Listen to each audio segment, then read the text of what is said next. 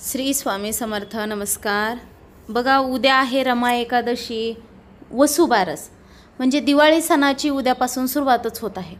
मग आपल्याला वसुबारस, धनत्रयोदशी, नरक चतुर्दशी, दिवाळी लक्ष्मीपूजन, दिवाळी पाडवा आणि भाऊबीज या 5 दिवस आपल्याला या व्हिडिओमध्ये तुम्हाला मी कृती करून दाखवलेली आहे. बघा, तर या जी काही आपण सेवा आहेत त्या आपल्याला करायच्या आहेत. बघा, तर तुम्ही माझा हा व्हिडिओ शेवटपर्यंत नक्कीच पहा. व्हिडिओला नवीन असताल लाईक करा, शेअर करा आणि असेच नवनवीन अध्यात्माचे व्हिडिओ पाहण्यासाठी चॅनलला सबस्क्राईब अवश्य करा आणि कमेंटमध्ये श्री स्वामी समर्थ लिहायला विसरू नका.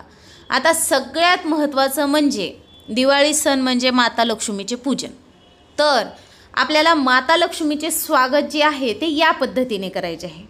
अगदी लक्ष्मी धावत तुमच्या घरामध्ये येईल. कितीही आर्थिक अडचणी असू द्या, पैशाला पैसा लागत नाही, यासारख्या समस्या तुम्हाला परत कधी म्हणजे त्या समस्या आहेत म्हणून पण आठवणार नाहीत. काय करायचं आहे बघा, दरवाजा अगदी स्वच्छ पुसून घ्यायचा आहे आणि आपल्याला आता स्वास्तिक म्हणजे शुभतेचं आणि मांगल्याचं प्रतीक, आणि स्वास्तिक हे आपल्या हिंदू धर्मशास्त्रामध्ये खूप महत्त्वाचं आहे. अगदी उद्यापासून नित्यनियमानं आपल्याला हे स्वास्तिक जे आहे ते तुम्हाला व्हिडिओमध्ये दिसतंय. स्वास्तिक 4 टिपके, बाजूने 2 लाईन आणि शुभ आणि लाभ आपल्याला लिहायचं आहे. कारण की बघा, आणि म्हणजे डार्क कुंकवानी काढू नका. आपल्याला धनतेरसच्या दिवशी ही पूजन करायचं आहे, वसुबारसला करायचं आहे. म्हणजे हे 5-6 दिवस आपल्याला अगदी दररोजचा आपला हा नित्यक्रम ठेवायचा आहे. अगदी बघा, जे स्वामी समर्थ केंद्रानुसार सेवा करत असतील त्यांच्या सेवा ह्या चालूच आहेत. पण ज्यांच्या सेवा चालू नाहीत त्यांनी देखील हा उपाय जो आहे तो करायचा आहे. अगदी माता लक्ष्मीचं आपल्याला दणक्यात स्वागत करायचं आहे. बघा, म्हणून बघा, आता आपला अगदी घराचा जो मेन दरवाजा आहे स्वच्छ धुवून पुसून स्वास्तिक शुभलाभ काढून झालेला आहे. आता त्यानंतर बघा, उंबरटा स्वच्छ आपल्याला पुसून घ्या, किंवा तुमच्या तिथं चांगला धुवून घेता येत असला पाण्याने तर तुम्ही धुवून घेतला तरी देखील चालेल. आता उद्या वसुबारस आहे, तर वसुबारसला देखील उद्या सकाळी आपल्याला ह्या जी सेवा आहेत ते करायच्या आहेत.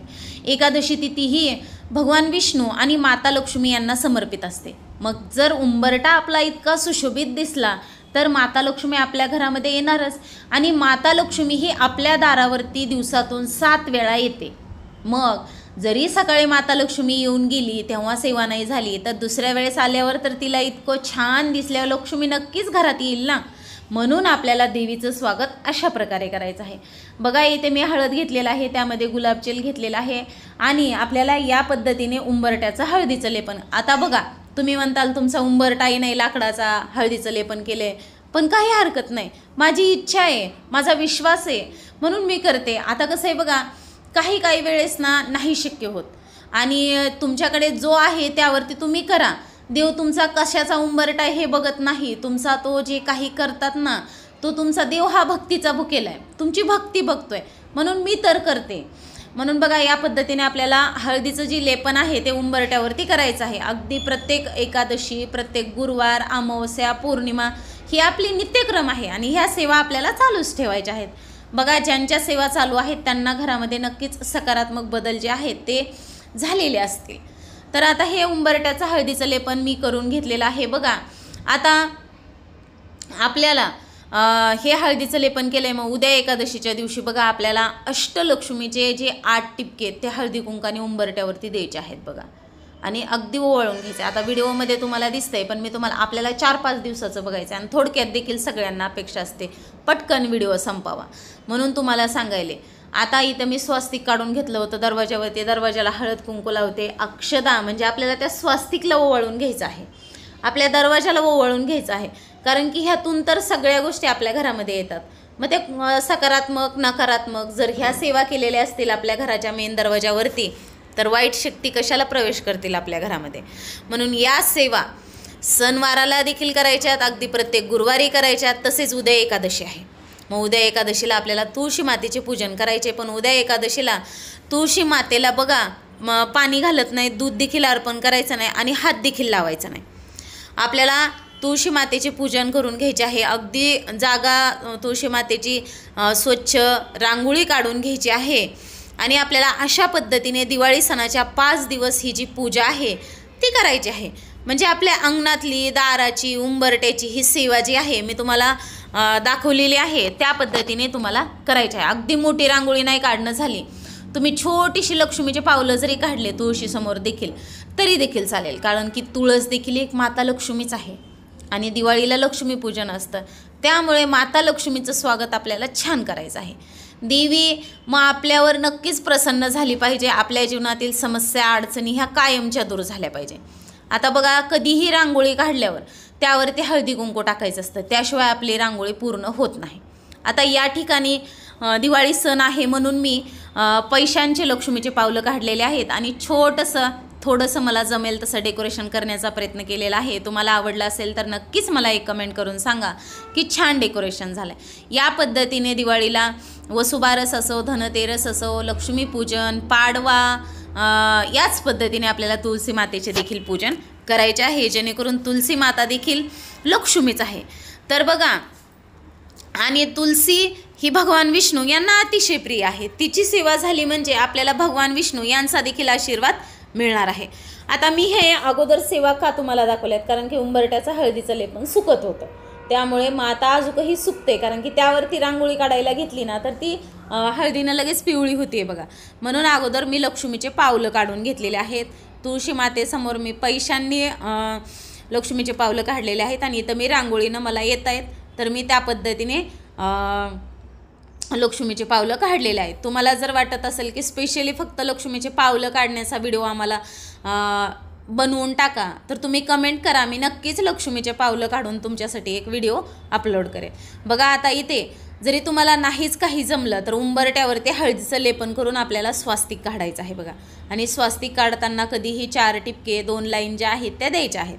आता आपल्याला उंबरट्याची पूजा करायची, त्यासोबत ह्या स्वास्तिकची देखील पूजा करायची असते बघा. कारण की स्वास्तिक ची पूजा ज्या ठिकाणी म्हणजे एवढं सगळं शुभ दिसतंय, त्या घरामध्ये कशाला कोणत्या वाईट गोष्टी येतील, कशाला कोणते दोष राहतील.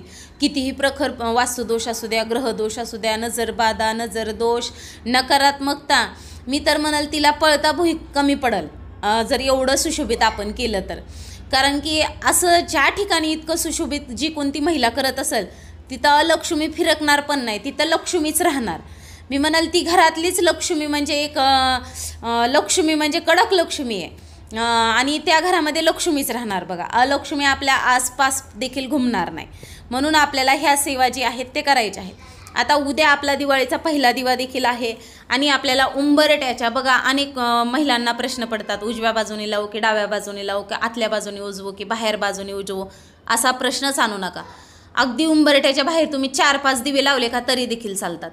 जसा जसा दिवा जळतो तसा तसा आपल्या पाठीमागची साडेसाती जळते, असं माझी आई मला सांगते. म्हणून मी तुम्हाला सांगते. कारण की बघा, ज्या पद्धतीने आई म्हणते त्या दिव्यातलं तेल जळत जातं, तसे आपल्या मागचे जे काही विघ्न आहेत ते जळत जातात. म्हणून आई म्हणते की सकाळी जर देवपूजा झाली, दिवा लावला तर तो देवघरात चालूच असावा, अशा पद्धतीने दिवा लावायला सांगते. म्हणून बघा, आपल्याला दिव्या लावताना आणि तुळशीसमोर आपल्याला आवर्जून तुपाचाच दिवा लावायचा आहे. तुम्हाला जर शक्य होत असेल तर उंबरट्याच्या बाहेर, तुळशीपाशी आणि देवघरात दिवाळीच्या 5ही दिवस तुपाचेच दिवे लावण्याचा प्रयत्न करा. माता लक्ष्मीला ही सेवा खूप आवडते आहे. तर अशा पद्धतीने बघा, आपल्याला 5 दिवस उंबरट्याचे पूजन करायचे आहे.